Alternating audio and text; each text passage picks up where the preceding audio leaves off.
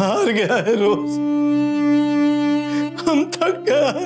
शायद गॉड यही चाहता था जॉर्ज, वो भी यही चाहता था कि ये सिगरेट हमारे साथ ही खत्म हो जाए।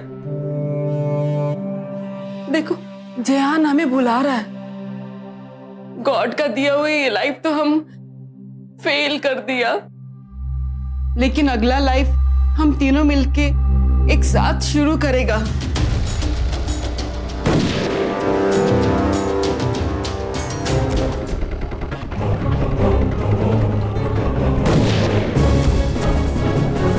मुंबई के एक बुजुर्ग दंपत्ति ने अचानक ही खुदकुशी कर ली।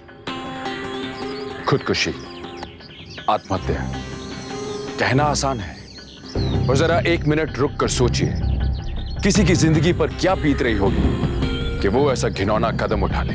मुंबई को उम्मीदों और सपनों का शहर कहा जाता है। जिस तरफ भी नजर उठा के देखें एक भीड़ दिखाई देती है।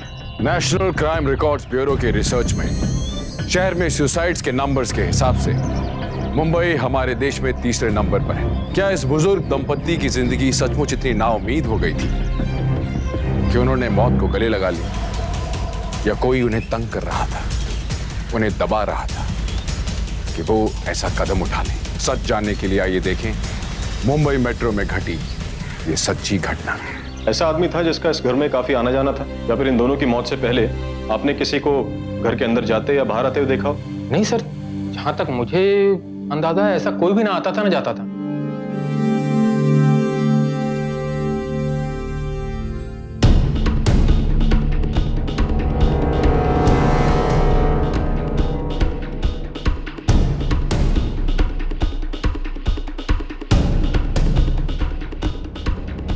टेबल पर इतनी धूल है और ये ट्रॉफी इतनी साफ। सर ये इनकी फेवरेट ट्रॉफी थी, इस पर कभी भी उन्होंने धूल गर्दा जमा नहीं होनी थी। लेकिन ये ट्रॉफी है किसकी? सर ये उनके बेटे जेहान की ट्रॉफी है।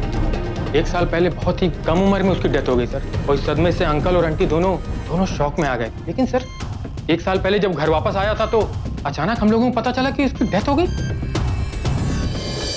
डॉक्टर से अपॉइंटमेंट? मिस्टर सिंह, ये जेहान की मौत के बाद इस घर में कोई बीमार था क्या?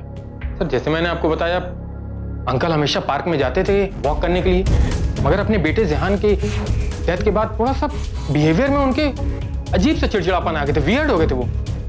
सोसाइटी में भी वो किसी से बात नहीं करते थे और हमेशा हम लोगों को देख के आग चुरा लेते थे। एंटी डिप्रेशन पिल्स, इसका मतलब है कि डॉक्टर जो कोई भी है कोई साइकाट्रिस्ट है। पांडे, एक काम करो कि पिल्स को लेके जाओ, लैब में इसको चेक कराओ और पता करो डॉक्टर कौन। सर,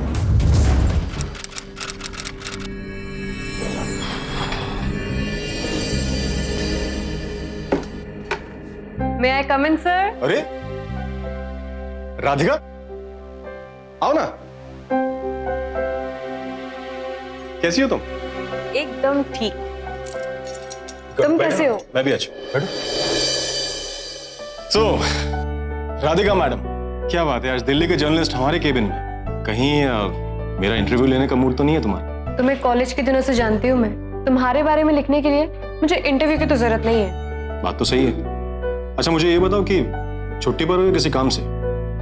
तुम तो दिल्ली आते नहीं हो, तो मुझे ही तुमसे मिलने के लिए मुंबई तक आना पड़ता है। सर, वो प्रिस्क्रिप्शन का पता चल गया है। कोई साइकियाट्रिस्ट है कोलाबा में, डॉक्टर नायक, उसी के क्लिनिक का एड्रेस है। अभी तुम एक काम करो, ईरानीज के कॉल रिकॉर्ड्स निकालो, और हाँ उनके बैंक अकाउंट्स की डिटेल्स चाहिए मुझे। सर, ये वही ईरानीज है क्या जिनके बारे में न्यूज़पेपर में छपा था? हाँ। वो तो सुसाइड केस है ना? राधिका, अगर एविडेंस को देखा जाए तो सुसाइड केस है, लेकिन मैं सही बोलूं तो मेरी गट फीलिंग कहती है कि सुसाइड के पीछे जरूर कोई और बात है। खैर छोड़ो, तुम अपने जर्नलिस्ट के नकाब से बाहर आओ, तुम छुट्टी पर हो, तो वैसे भी जो केस है ना थोड़ा सा कॉन्फिडेंशियल है। वैसे मैं भी तुमसे कॉन्फिडेंशियल बात डिस्कस करने ही आई हूँ। हाँ बताओ ना। आई डोंट नो, जब से मैं मुंबई आई हूँ मम्मी पापा कुछ वियर्ड बिहेव कर रहे हैं। I feel something is fishy. समझा नहीं मैं। तुम्हें पता है ना, मम्मी पापा ने मोहित के फ्यूचर के लिए कितने सपने देखे थे। शायद वो अभी तक यूएस सेटल भी हो गया होता। अगर उसकी फ्लाइट के दिन कार एक्सीडेंट में मौत ना हुई होती तो। मेरा भाई था वो, बहुत डिफिकल्ट था मेरे लिए उसकी डेथ एक्सेप्ट करना, लेकिन शायद मम्मी पापा के लिए और भी मुश्किल है। इतने डिप्रेस्ड हो गए यार वो। मैंने इतनी कोशिश की उन्हें दिल्ली बुलाने की, लेकिन वो लोग इस गम से निकलना ही नहीं चाहते। मैं स्पेशली उन्हीं के लिए मुंबई आई हूँ। लेकिन पहली रात जब मैं एयरपोर्ट से घर पहुंची, यमी माँ, पता है कितनी भी कोशिश कर लूँ ना, आपकी जैसी दाल नहीं बना पाती मैं। पता है मोहित भी ना हम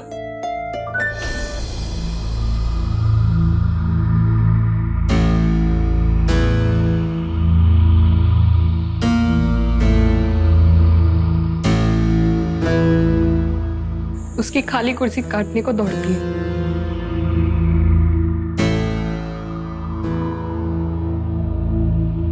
अरे पापा, आपको पता है कि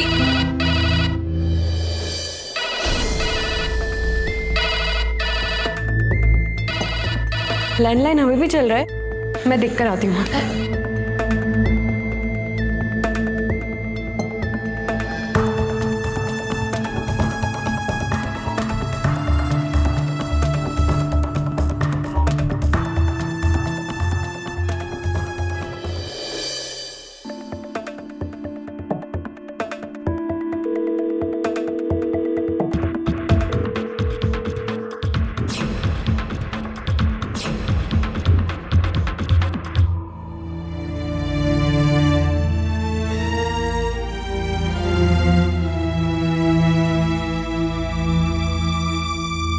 याद है पापा, मोहित हमेशा कहता था कि पढ़ाई छोड़कर क्रिकेटर ही बनूंगा।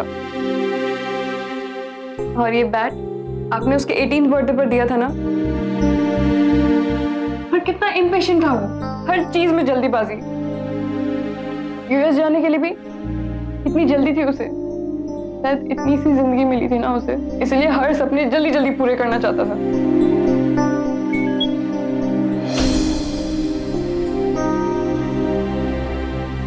पापा, इतनी बड़ी रकम? अरे बेटा, एक्चुअली वो तुम्हारे महेश अंकल है ना, उन्हें एक्चुअली बिजनेस में ना काफी बड़ा लॉस हो गया है, तो इसीलिए उन्हें थोड़े पैसे की जरूरत थी, तो इसीलिए। वैसे बेटा काफी रात हो गई है, तुम भी थकी होगी, तो अब आके आराम कर लो बेटा। नहीं पापा।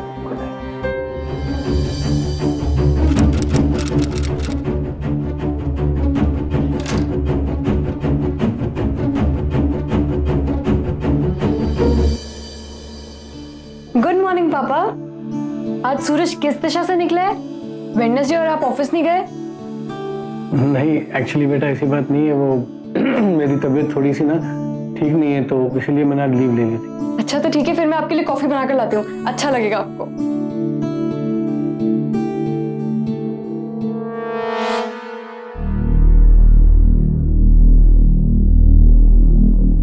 पता नहीं शेखर, मैं जो सोच रही हूँ वो सिर्फ मेरा वहम है या फिर सच में मम्मी पापा के इस वियर्ड बिहेवियर के पीछे कोई रीजन है।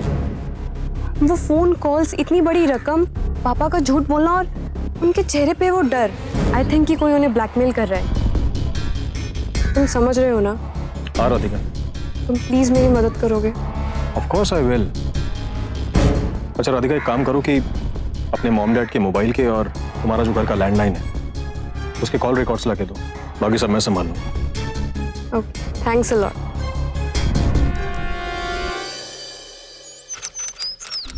सर, बड़ी हैरानी की बात है, पिछले 6-7 महीने से मिस्टर ईरानी के मोबाइल पे ना कोई कॉल आया है, ना ही उन्होंने किसी को कॉल किया है। बट सर, सिर्फ एक नंबर है जिस पे उन्होंने रेगुलरली कॉल किया है। ऊपर से सर सिर्फ मिस कॉल है। ये नंबर किसका है, पता चला कुछ? हाँ सर, किसी शाहिद नाम के आदमी का है। उसके सिम कार्ड का रजिस्ट्रेशन फॉर्म है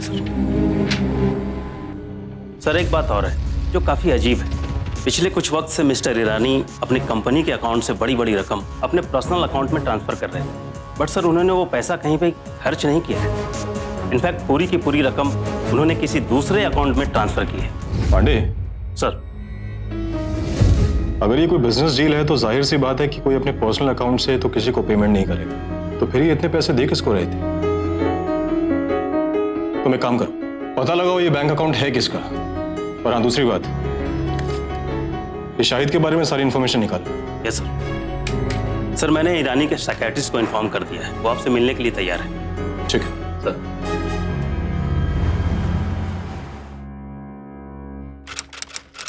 एक्सक्यूज मी, डॉक्टर नायक से मिलना है। आपका अपॉइंटमेंट है? मेरी बात हो चुकी है उनसे। ओह या उन्होंने बताया था आपके बारे में, मैं अभी उन्हें बता देती हूँ।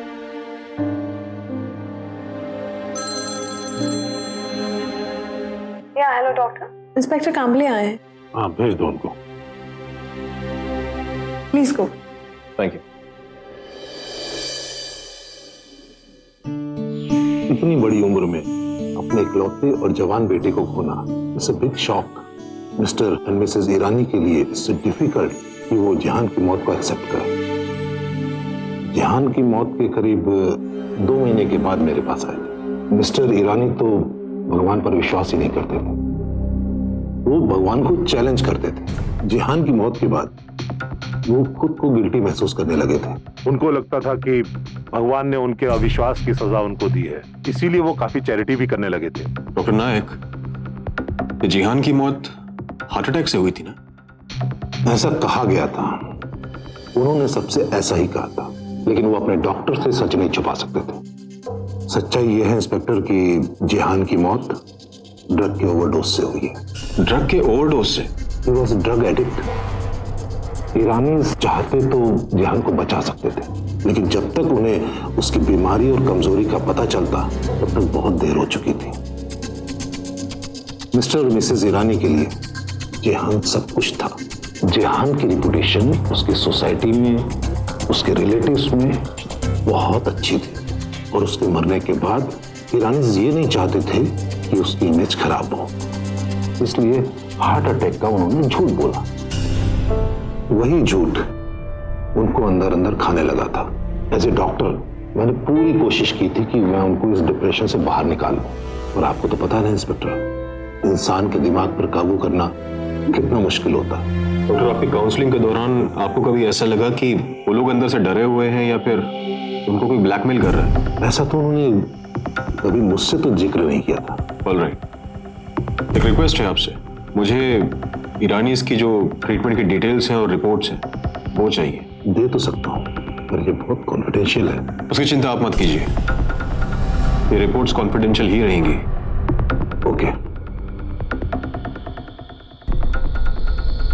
हाँ शीला, इंस्पेक्टर कांबले को ईरानी की सारी डिटेल्स प्रोवाइड कर दीजिए। ओके? या थैंक यू।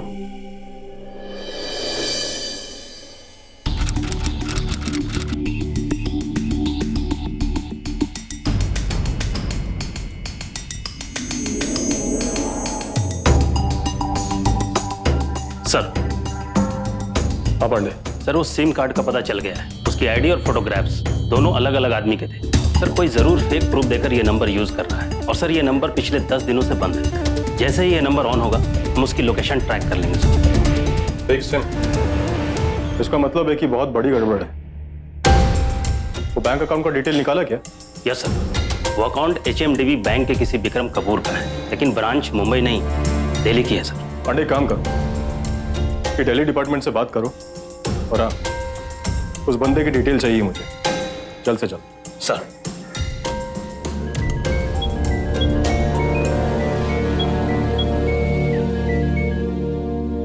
हाँ राधिका। हाय शेखर, क्या तुम अभी प्लीज मुझसे मिल सकते हो?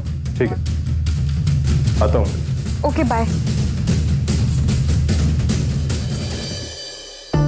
इंस्पेक्टर कांबले को शक था ईरानी की सुसाइड एक आम सुसाइड का केस नहीं है, और उसका हर बढ़ता कदम, मिला हुआ हर सुराग के शक को यकीन की ओर लेकर जा रहा है। इसी बीच कांबले की मुलाकात राधिका से हुई। राधिका कांबले की कॉलेज की दोस्त थी। राधिका को लग रहा था कि कोई उसके माँ बाप को ब्लैकमेल कर रहा है। जहां एक तरफ जिहान की मौत उसके माँ बाप की मौत का कारण बन सकती है, वहां दूसरी तरफ उनका बार बार किसी अननोन नंबर पर मिस्ड कॉल देना और किसी के अकाउंट में अमाउंट ट्रांसफर करते रहना इस केस को उलझा रहा था। शेखर, बात अब हाथ से निकल रही है। मैंने पापा को लॉयर से बात करते हुए सुना, वो अपनी जमीन को बेचने की बात कर रहे थे। आई डोंट नो, ऐसी क्या बात आ गई पैसों की कि वो जमीन को बेचना चाहते हैं?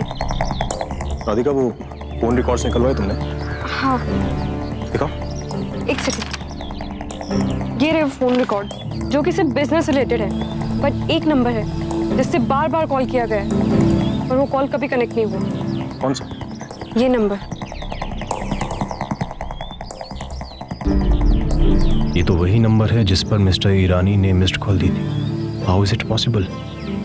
राधिका, तुम एक काम करो, तुम्हें अपने मॉमडेड पे नजर रखनी होगी। वो कहाँ जाते हैं, किससे मिलते हैं, क्या करते हैं? अच्छा मुझे एक चीज बताओ, क्या मैं तुम्हारे मॉमडेड से मिल सकता हूँ? या श्योर, एक काम करो, कल तुम डिनर पे आ जाओ, मैं तभी उनसे तुम्हें मिलवा देती हूँ। चलो। सर, इंस्पेक्टर शर्मा, दिल्ली के राजौरी गार्डन से। दो। Good morning inspector Sharma. Good morning inspector Kamle. जो अकाउंट नंबर आपके डिपार्टमेंट ने प्रोवाइड किया है वो मिस्टर विक्रम कपूर का ही है। मैं उन्हें अच्छी तरह से जानता हूँ, उनका रिकॉर्ड बिल्कुल साफ है। मिस्टर शर्मा, हमें शक है कि उनके अकाउंट में जितना भी पैसा ट्रांसफर होता है वो सब ब्लैकमेलिंग का है। ये बात बहुत अजीब सी लगती है। मिस्टर कपूर बहुत बड़े उद्योगपति के बेटे हैं, उनके नाम से करोड़ों की प्रॉपर्टी है। वो चंद लाख रुपए के लिए किसी को क्यों ब्लैकमेल करेंगे? हाँ, 6 महीने पहले उनका पर्स चोरी हो गया था और उसकी FIR हमारे यहाँ दर्ज हो गई है। हाँ, मुझे लगता है कि वो किसी फ्रॉड इंसान का काम है। ठीक है mister Sharma, thank you so much. Pandey sir, मुझे लगता है कि सिम की तरह अकाउंट भी जारी। एक काम करो, इस अकाउंट को फटाफट से सील कराओ और पता लगाओ ये सिम की लोकेशन क्या है। सर,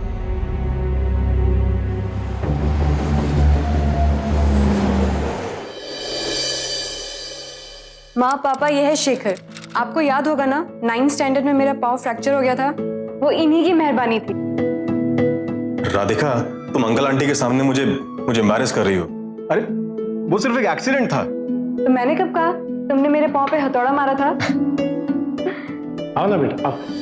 सो बेटा, क्या करते हो तुम? अंकल, मैं पुलिस डिपार्टमेंट में। इंस्पेक्टर शेखर कामले सर।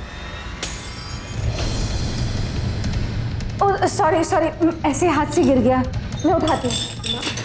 अरे ये कैसे हुआ माँ? पता नहीं कैसे अचानक हाथ से छूट गया। सॉरी बेटा, वो मेरी थोड़ी तबीयत ठीक नहीं है तो सोच रहा हूँ कि थोड़ा आराम कर लूँ। जी uncle, good night.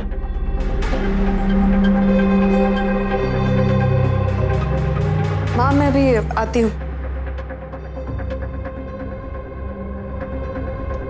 Aunty, uncle मुझे थोड़ा परेशान लग रहे थे। राधिका भी बता रही थी कि अंकल आजकल थोड़े टेंस रहते हैं। आंटी, अगर कोई भी बात है तो आप मुझे बता सकती हैं। बेटा उनकी तबीयत ठीक नहीं रहती है ना, इसीलिए। बाकी सब ठीक है। आई होप सब ठीक ही हो। तो बेटा नहीं आंटी, मैं करता हूँ। आंटी, ये प्लेट कहाँ पे? वहां पर है। ओके।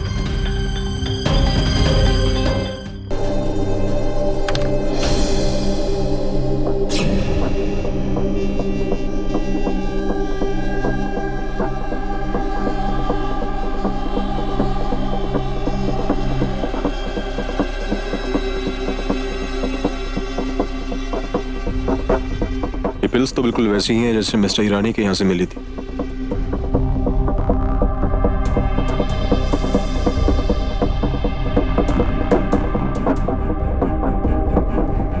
पांडे, आधे घंटे में मुझे पुलिस स्टेशन में मिलो।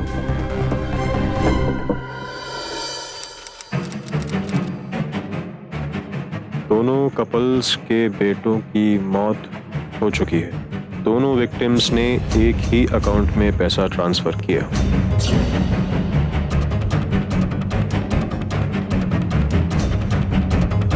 दोनों विक्टिम्स के यहां से मिली सेम प्रिस्क्रिप्शन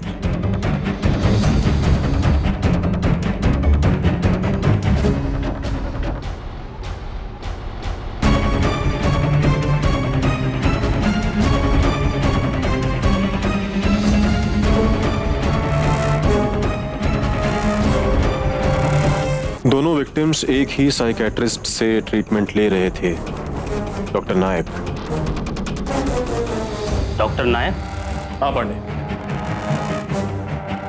डॉक्टर नायक। राधिका ने मुझे बताया था कि उसके पेरेंट्स भी इस डॉक्टर नायक से कंसल्ट करते हैं।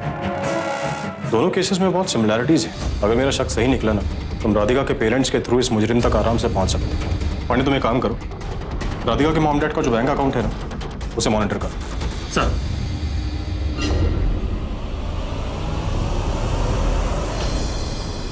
ईरानीज और राधिका के पेरेंट्स के बीच में दो कॉमन बातें थी। पहली, इन दोनों को ही ब्लैकमेल किया जा रहा था, और दूसरी, ये दोनों अपने ट्रीटमेंट के लिए डॉक्टर नायक के पास गए थे। क्या ये महज एक इत्तेफाक था या इसके पीछे एक बहुत बड़ा राज छुपा था? इनकी रिपोर्ट आते ही मुझे इन्फॉर्म करो शीला, है? और हाँ, मिस्टर कपूर आएंगे। हमसे सॉरी डॉक्टर नायक, बिना इन्फॉर्म किया ना पड़ा। जरूरी बात करनी है कुछ आपसे। Okay, have a seat. Thank you. Sheela, मेरे अपॉइंटमेंट्स कैंसिल कर दो। Yes doctor. डॉक्टर नायक, आपसे एक बात पूछनी है। मिस्टर एंड मिसेस महादेवन आप ही के पेशेंट्स हैं ना? वो मेरे ही पेशेंट्स। आप जानते हैं कि ईरानीज की तरह उनको भी कोई ब्लैकमेल कर रहा था? ब्लैकमेल? जी हाँ। सॉरी, इस बारे में तो मुझे कोई नॉलेज नहीं है। बड़ी अजीब बात है, दोनों कपल्स के केसेस में सिमिलैरिटीज बहुत है, और दोनों ही केसेस का कॉमन लिंक है आप। इंस्पेक्टर, टू बी ऑनेस्ट, मैं दिन में 10 पेशेंट्स देखता हूँ, और आई नो एक साइकेट्रिस्ट अपने पेशेंट से पर्सनली इन्वॉल्व जरूर होता है, पर उसकी एक लिमिट होती है। मिस्टर मिसेस महादेवन का केस ईरानी से इसलिए मिलता है क्योंकि वो भी अपने बेटे की मौत के बाद डिप्रेशन के शिकार हो गए थे, और इससे ज्यादा मैं किसी की ज्यादा जिंदगी के बारे में नहीं जानता हूँ।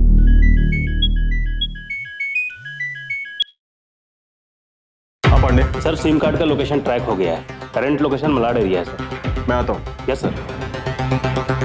एक्सक्यूज मी डॉक्टर, अभी मुझे जाना होगा, लेकिन मैं फिर से आपको याद करूंगा। Any time.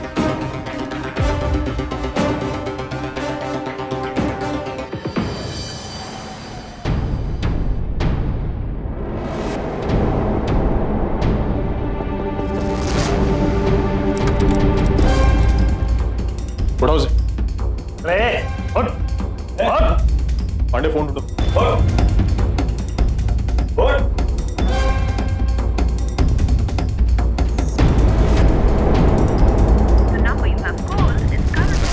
सर ये वो नंबर का फोन नहीं।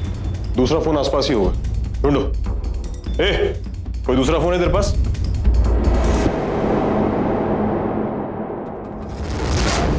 सर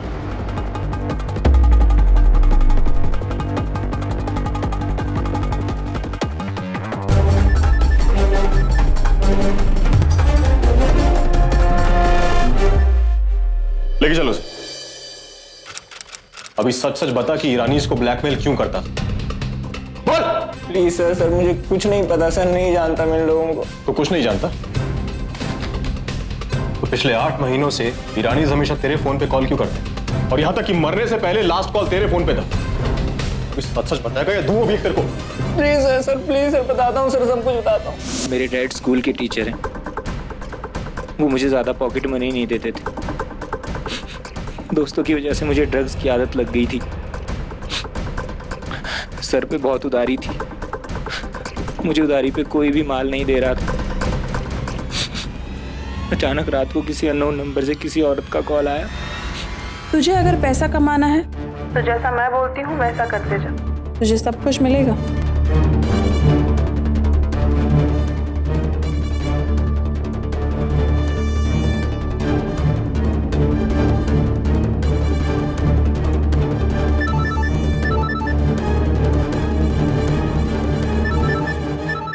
जैसे ही तुझे उस मोबाइल पर कोई मिस कॉल मिलेगी, उसके 1 घंटे के अंदर अंदर पूरी की पूरी रकम निकालनी होगी।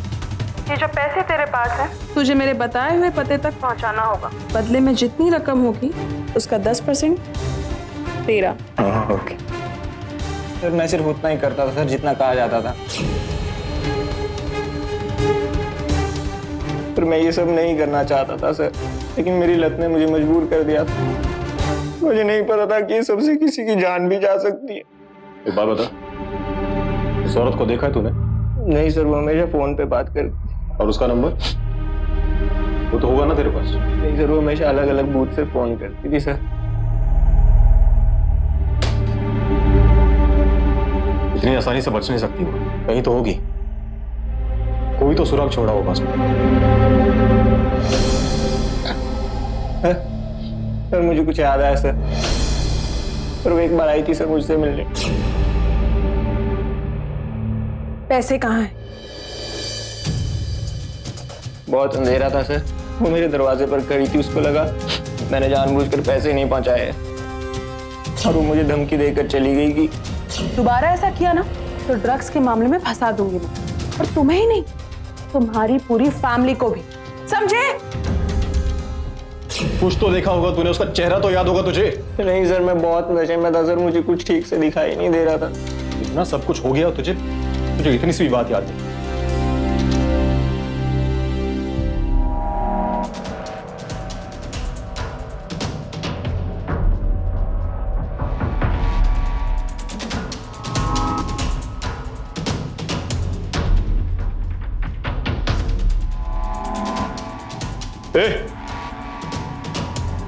इधर आ।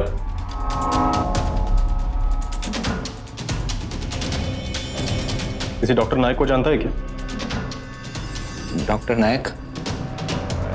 ये तो मेरे साइकेट्रिस्ट का नाम था, पर ये तो दिल्ली में रहते हैं। आप इन्हें कैसे जानते हैं? तो टच में उसके अभी? बहुत टाइम हो गया, करीब 1 साल पहले मेरे मॉम डैड को पता चल गया था कि मैं अपने दोस्तों के साथ ड्रग्स लेता हूँ, तो मुझे इनके पास काउंसलिंग के लिए लेके गए थे। मेरे दोस्तों से दूर मुंबई जाने का सजेशन भी उन्होंने उन्हें दिया था। तो जब से मुंबई आया हूँ मेरी उनसे बात नहीं होती।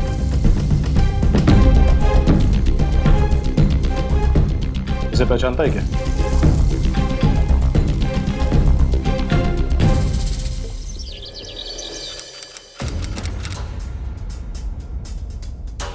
पांडे,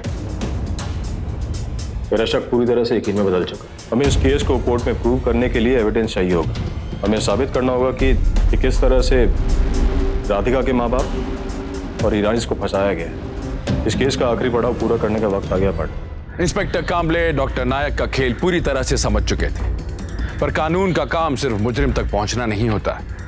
कानून का काम मुजरिम को सजा तक पहुंचाना होता है। कोर्ट में डॉक्टर नायक को सजा दिलवाने के लिए सबूत और गवाह की जरूरत थी, और जिस शातिर तरीके से डॉक्टर नायक ने अपने जुर्म को अंजाम दिया था, उनके खिलाफ सबूत ढूंढना किसी भूसे के ढेर में एक सुई ढूंढने के बराबर था। जब राधिका ने मुझे बताया तो मैं समझ गया कि ये केस बिल्कुल वैसा ही है जैसा मिस्टर और मिसेस ईरानी का केस था। इसलिए मैंने राधिका को आपकी एक्टिविटीज पे नजर रखने के लिए कहा। ट्रस्ट में, मैं सिर्फ आपकी मदद करना चाहता हूँ, बस। वो फोन नंबर जिस पर आप हमेशा मिस कॉल देते हैं और वो बैंक अकाउंट जिसमें हमेशा पैसे ट्रांसफर करते हैं, उन सब के बारे में बहुत अच्छे से जानता हूँ। मैं सिर्फ इतना चाहता हूँ कि आप इस केस को सॉल्व करने के लिए मेरी मदद करें, प्लीज। अब बताइए कि इस कहानी की शुरुआत हुई कहाँ से थी? प्लीज पापा, माँ शेखर हमारी मदद करना चाहता है, आप उसे सब कुछ सच बता दीजिए, डरिए मत, नहीं तो ना जाने कितने और लोगों की जाने जाएंगी।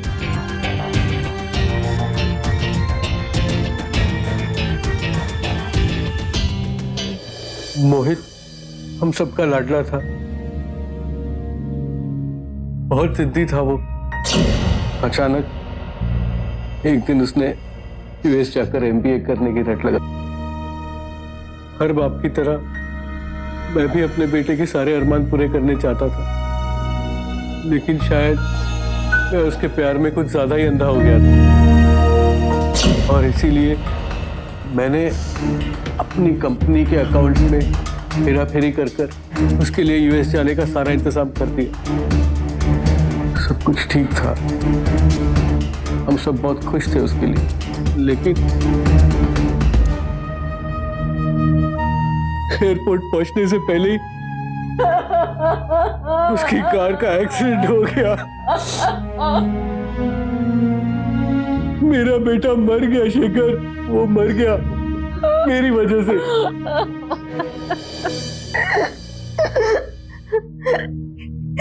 इंस्पेक्टर साहब, हमने वो पैसा तो वापस करना भी चाहा था, लेकिन अपनी चोरी को सबके सामने लाने की हिम्मत ही नहीं जुटा पाए। और फिर एक दिन इनके मोबाइल पर किसी ने मैसेज दिया और उसने कहा कि वो हमारी चोरी के बारे में सब कुछ जानता है। और अगर हमने उसकी बात नहीं मानी तो वो सारी दुनिया के सामने हमें चोर साबित कर देगा। अच्छा अंकल, वो आदमी कौन था जिसे आपकी चोरी के बारे में पता था? नहीं, उस तीसरे इंसान के अलावा और कोई नहीं जानता। अंकल याद कीजिए, कोई तो ऐसा इंसान होगा जिसको आपने इसके बारे में बताया हो। हाँ, हमारे साइकियाट्रिस्ट डॉक्टर नायक, वो जानते हैं इसके बारे में। दैट्स ऑल अंकल, मुझे बस यही सुनना था। लेकिन आपको कैसे पता चला कि रोहन को पुलिस पकड़ के ले गई?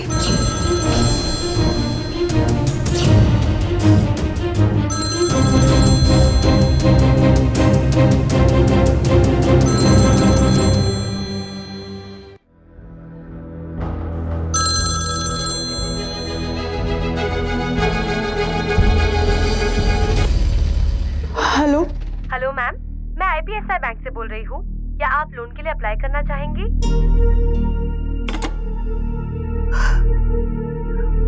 माय गॉड, डर के मारे तो मेरी जान ही निकल रही थी। संजीव, हम कब तक ऐसे डर डर के जीते रहेंगे? मैंने कहा था उस रोहन को रास्ते से हटा देते। अब अगर उसने पुलिस के सामने मुंह खोल दिया तो?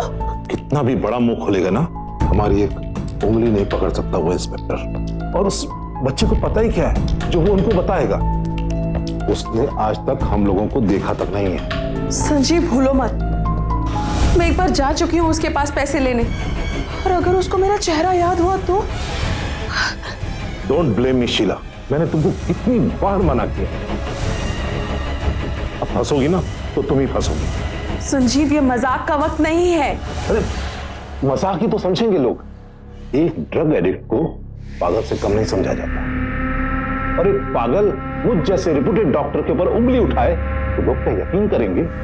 ये फालतू का टेंशन लेना छोड़ दो। और हाँ, अगले 10 दिन के सारे अपॉइंटमेंट्स कैंसिल करो। 10 दिन के लिए? पर क्यों? क्योंकि हम अगले 10 दिन अपनी गर्लफ्रेंड के साथ लॉन्ग वेकेशन पे जा रहे हैं। वेकेशन? अब तुम जल्दी से सामान पैक करो, मैं बस मार्केट जाके 1 घंटे में तुम्हें मैं पिकअप करता हूं। ओके।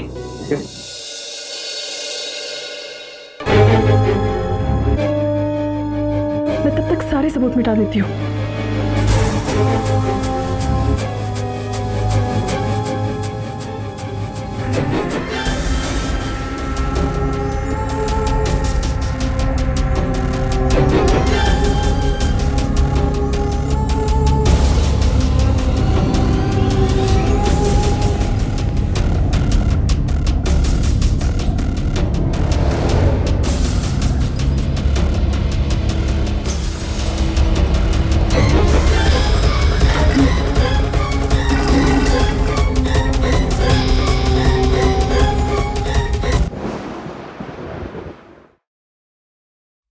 मैडम, ये सामान जहां भी लेके जा रही है कोई जरूरत नहीं है, क्योंकि जहां मैं आपको भेजने वाला हूं ना, वहां पर सिर्फ यूनिफॉर्म चलती है। लेके चलो।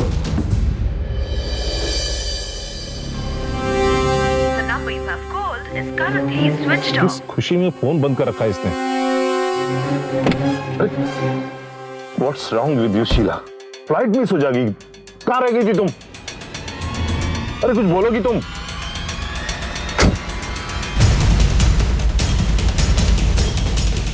अभी उड़ने का नहीं, जमीन पर उतरने का वक्त आ गया डॉक्टर नायक। अच्छा, मुझे एक बात बताइए कि आप तो उनका पूरा क्लिनिक संभालती थी ना? जी। आप जानती हैं कि आपके जो डॉक्टर नायक है वो एक कॉलेज के बच्चे का सहारा लेकर अपने पेशेंट्स को लूटा करते थे। वो पेशेंट्स जो अपनी जिंदगी में सुकून पाने के लिए उनके पास आया करते थे और वो उनकी जिंदगी बर्बाद कर दिया करते, और वो बेचारे पेशेंट्स जीने से ज्यादा मरना आसान समझते थे। अच्छा, मुझे एक बात बताइए कि आप मिस्टर एंड मिसेस ईरानी को तो जानती होंगी। आपके डॉक्टर ने उनका ऐसा इलाज किया कि उन्होंने अपनी जान ले ली। लेकिन ठीक है, अगर डॉक्टर नायक ने कुछ बुरा किया है तो उसके साथ कुछ अच्छा भी किया है। मिस्टर महादेवन, जिन्होंने अपनी कंपनी में फ्रॉड किया था, वो पकड़े गए। अब उनको उनकी किए की सजा जरूर मिलेगी। हाँ, उनके साथ तो यही सही था। दोनों हस्बैंड वाइफ फ्रॉड जो थे।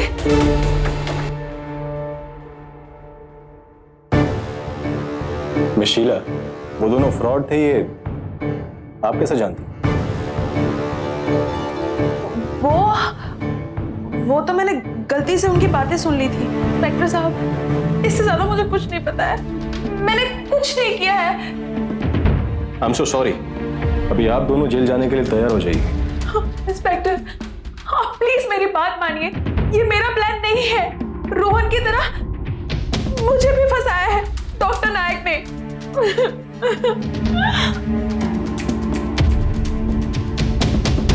Doctor Nayak, your game is over. Rohan ने आपके सारे कच्चे चिट्ठे हमारे सामने खोल के रख दिए। क्या सबूत है इंस्पेक्टर साहब आपके पास कि मैंने ये सब किया? और कौन मानेगा उस लड़के की गवाही को? मैं ना चुटकी में उसे पागल साबित कर सकता हूँ। एंड डोंट फॉरगेट इट, वो जो है ना ड्रग एडिक्ट। 2 प्लेयर हैं आपके पास, मिस्टर एंड मिसेस महादेवन, लेकिन वो भी मेरे खिलाफ गवाही नहीं दे सकते, क्योंकि अगर मैं पकड़ा गया तो वो भी जेल जाने से बच नहीं पाएंगे। मिस्टर नायक, सारी गलतफहमी अगर यहीं दूर हो जाए तो बेहतर होगा, आपकी भी और हमारी भी। पांडे, लेकर आओ।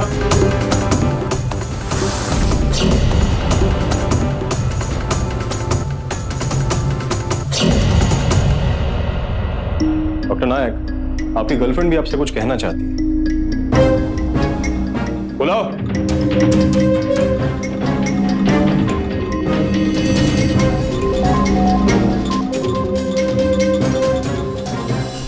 बोलना स्टार्ट करेंगे आप? सर, मैंने पिछले 6 महीनों से जानती हूँ। इन्होंने मुझे बहुत सारे पैसों का लालच दिया। काम आसान था, इसलिए मैंने हाँ कर दिया। मुझे बस 1 मिस्ड कॉल देनी होती थी, 4 अंक की।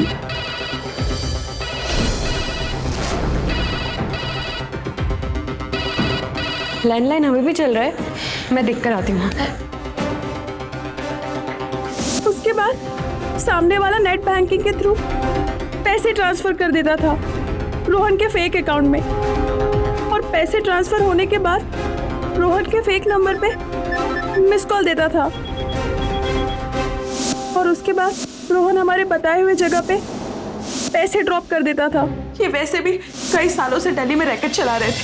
पकड़े जाने के डर से इन्होंने दिल्ली से मुंबई अपना बेस बना लिया। रोहन इनका पेशेंट था, ड्रग एडिक्ट था वो, और ये बात ये जानते थे कि वो ड्रग के लिए कुछ भी कर सकता है, इसलिए इन्होंने उसका इस्तेमाल किया। Mister Nayak, I am sure कि इतना कुछ सुनने के बाद आपके पास बोलने के लिए कुछ होगा नहीं।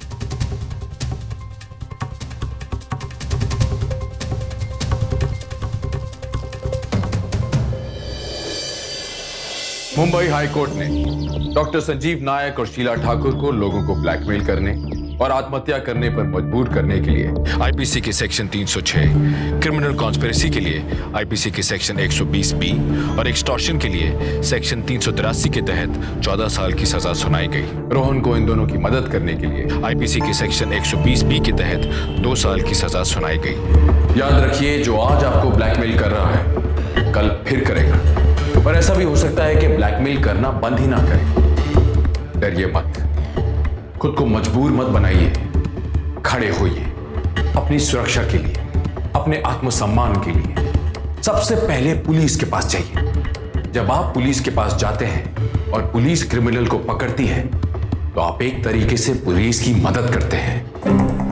हम सबको खड़ा होना है, हम सबको एक नारा लगाना है, हम सबको पुलिस की मदद करनी है, क्योंकि हम सब जब ऐसा करेंगे तब ये शहर एक क्राइम फ्री शहर बन जाएगा। दोस्तों, हम ऐसा कर सकते हैं।